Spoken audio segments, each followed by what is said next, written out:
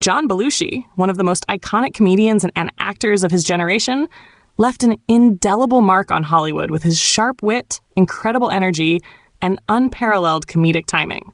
But behind the laughter and the applause lay a life that was deeply troubled, a life that came to an abrupt and tragic end on March 5th, 1982. The circumstances surrounding his death have remained a topic of speculation and intrigue, with many still pondering the mysterious details of his final hours. Born on January 24, 1949, in Chicago, Illinois, John Belushi rose to fame as a cast member on Saturday Night Live.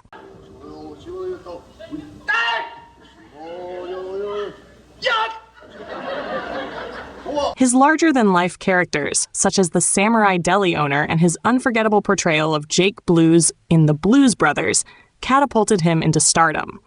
However, with fame came the pressures of the entertainment industry, and Belushi began to struggle with substance abuse. By the late 1970s and early 1980s, Belushi's drug use had become an open secret in Hollywood.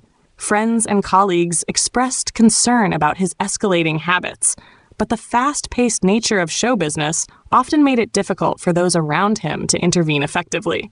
His appetite for excess was legendary, matching his on-screen persona.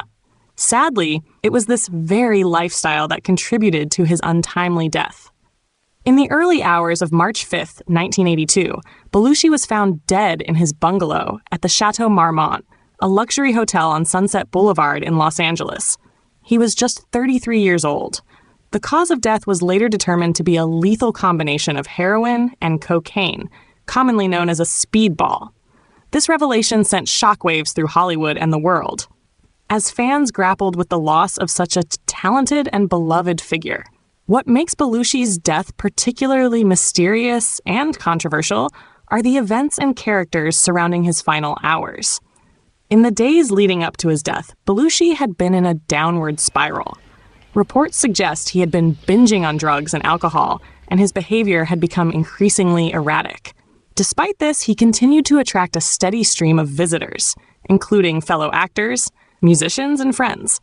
Among these visitors was Kathy Smith, a figure whose role in Belushi's demise would later come under intense scrutiny. Kathy Smith, a former backup singer and drug dealer, was one of the last people to see Belushi alive. In a shocking revelation years later, Smith admitted to administering the fatal speedball that killed him.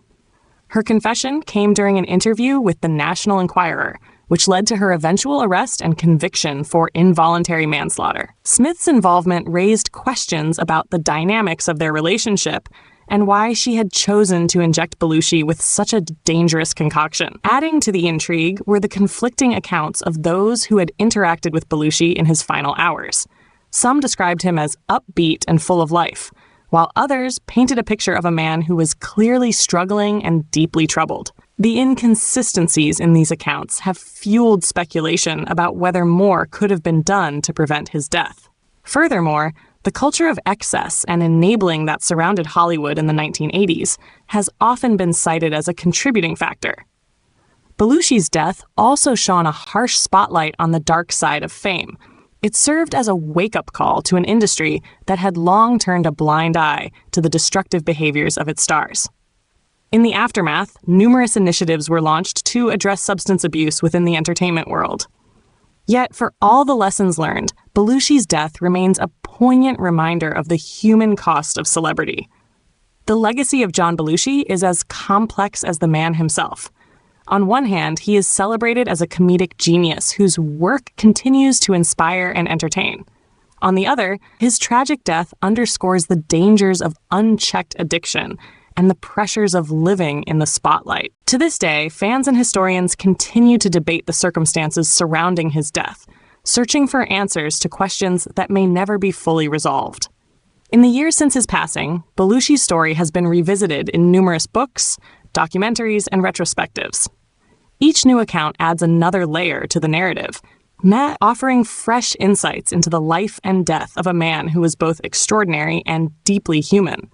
Whether viewed as a cautionary tale or a celebration of talent, the story of John Belushi remains as compelling as ever. In reflecting on Belushi's life, one cannot help but wonder, what might have been had he lived? Would he have gone on to achieve even greater heights in his career? Could he have conquered his demons and found peace?